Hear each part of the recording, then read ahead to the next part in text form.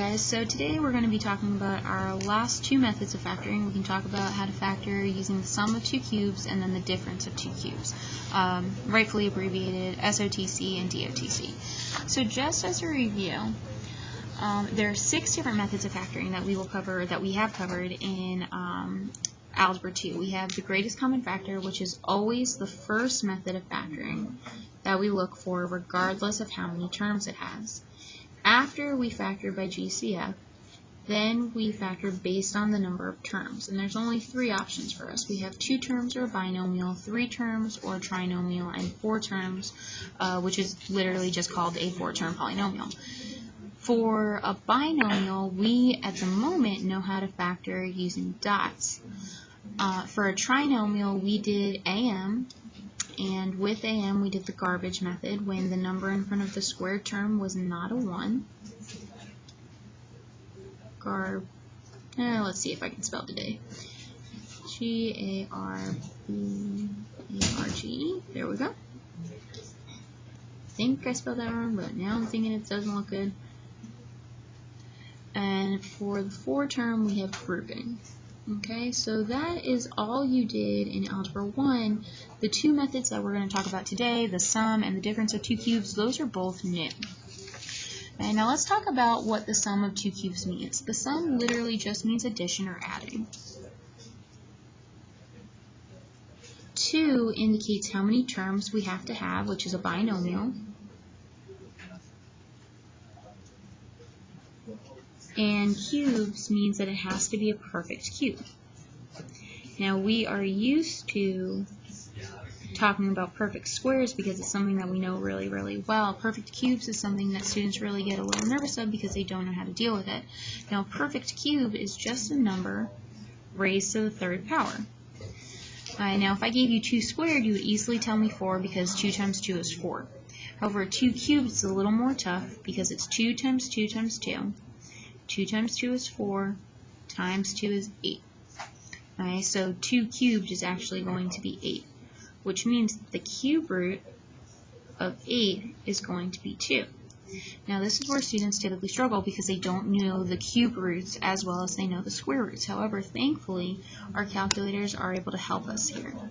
So if we go ahead and take a look at our calculator, and we go ahead into the math button, number 4 is the cube root. So if I take the cube root of a number and it gives me a whole number, that means that it's a perfect cube and that's the cube root of it. So 8 is a perfect cube and the cube root of 8 is 2. However, if I take a different number, math 4, and let's say take 9, right? I'm going to get a decimal. That means that the cube root of 9, or that 9 is not a perfect cube. Okay? So this is going to help us out later on. Now, in order to find the sum and the difference of 2 cubes, you need to know the formula. Okay, the formula will not be given to you on the SOL. It's not going to be given to you on your final exam, and it's not going to be given to you on your test. But I'll show you a shortcut later about how to memorize the sum and difference of cubes formulas. But what you essentially do is find the cube root of the first term, the cube root of the second term, and then you plug it right into this formula. Okay, so let's take a look at a problem.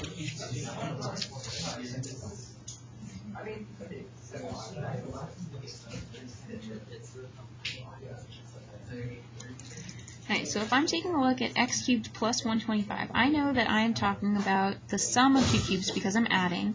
I have 2 terms and everything's a perfect cube. So I'm going to find out what the cube root of a cubed is and what the cube root of b cubed is.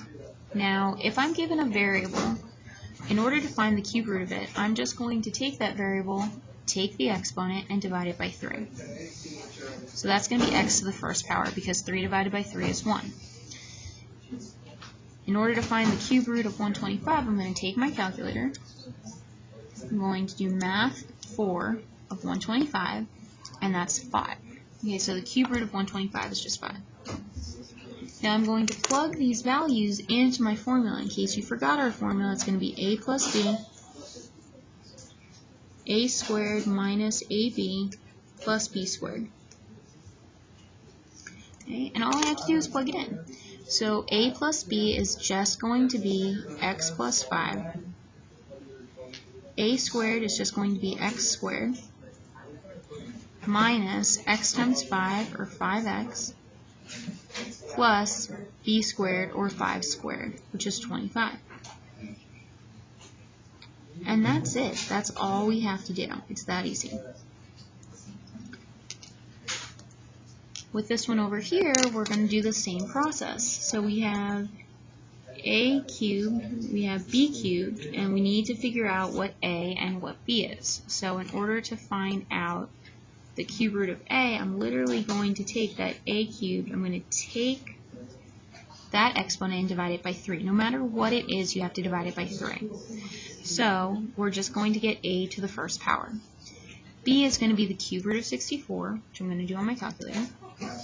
So math 4 of 64, which is 4. And once again, I'm going to plug it in to my formula, which is a plus b, a squared minus ab plus b squared. So the first part's very easy. It's just going to be a plus b, which is a plus 4. Then we have a squared, which is just a squared, minus a times b, so a times 4, which is 4a, plus b squared. 4 squared is 16.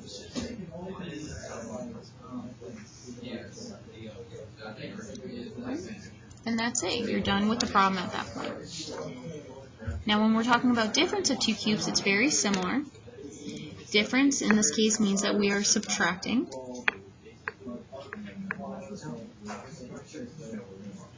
2 still means that we're dealing with a binomial.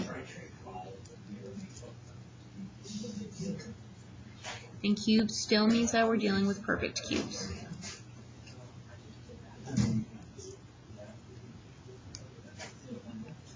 Right, so what we need is once we figure out the cube root of a and the cube root of b, is plug it into this formula. This formula is almost identical, but these two signs are different. Okay, and we'll talk once again later about a formula or a acronym that's going to help you guys out with that. Okay. So, I didn't want to work on this problem first. Let's take a look at this one. Here I have the cube root of a cubed, cube root of b cubed. So I have a is going to be the cube root of x cubed, which is just x. B is the cube root of 27. Don't worry about the negative. So the cube root of 27 on my calculator, math 4, 27 is going to just be 3. Okay. And then I plug it right in case you forgot our formula. It's going to be a minus b, a squared, plus ab, plus b squared. Okay. And when we plug it in, the first part is once again still easy. Don't worry about the signs. Keep them as they are. X minus 3. A squared is x squared, plus a times b, x times 3, which is 3x, plus b squared, which is 3 squared, or 9. And that's it. Okay. Likewise, with this problem over here, we have a cubed, b cubed, so I need to find what a and b is, so I'm going to take the cube root. The cube root of x cubed is just x, the cube root of b cubed is just 64. That's a lie. That's me not thinking. Let's try this again. Math 4, 64 is 4. That sounds better. Then I'm just going to plug it into the formula. So once again, in case you guys forgot, the formula is a minus b, a squared, plus ab, plus b squared. Okay, this is going to be a minus b, x minus 4. A squared is just x squared, plus ab, x times 4, plus b squared, which is 16. And that's it. That's going to be the final answer. Now this one over here is a little challenging. right?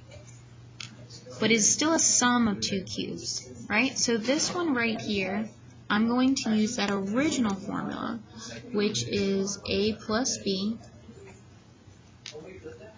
a squared minus ab plus b squared. And I still need to find the cube root of both terms. So my a is going to be the cube root of negative 27. If it's in the beginning, if it's my first term, I take the sign. So math 4 of negative 27, which is negative 3. Now that may boggle some of you guys, because you'd assume that all of the square roots, cube roots are going to be positive. But if we take a look at it, negative 3 cubed is just negative 3 times negative 3 times negative 3. Negative 3 times negative 3 is a positive 9. Times negative 3 is a negative 27. So it actually does work out. And then the cube root of u cubed is just going to be u. And it's totally okay to have more than one variable or letter in with your a or your b.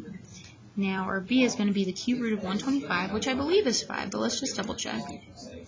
Math for 125, which is 5, good. And now we're just going to plug it right in. So when I plug it in, I've got a plus b, which is just going to be negative 3u plus 5, a squared. Okay, now a squared is going to be this term squared, which means I square both parts. You got to be careful. Negative 3 times a negative 3 is a positive 9, not a negative 9. So it's going to be a positive 9, and then u squared is just u squared. Minus a times b. So negative 3u times 5 is actually a negative 15u. Plus b squared is 5 squared, which is 25. Now right over here we have that double negative, so we're going to change it to a positive. And our final answer is just going to become the negative 3u plus 5 times 9u squared plus 15u plus 25. Okay. So a little bit more of a challenging problem, but not difficult. Now, earlier I told you guys I would teach you a shortcut for sum and difference of cubes. Sum of two cubes, that formula, is a plus b, a squared minus ab plus b squared. And the difference of two cubes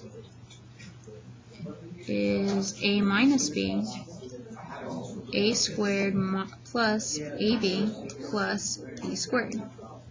Okay. Now if you guys can take a look at this, you'll see that the letters are all in the same spots. Right? The only thing that's different are the variables. There's an acronym to help us out, and it is called SOAP. SOAP tells us that the first term, or the first symbol, is the same as the sign that we started with. So sum, plus sign, difference, minus sign. So it is the same. The second is always the opposite of the first. So if it was positive, it becomes negative. If it was negative, it becomes positive.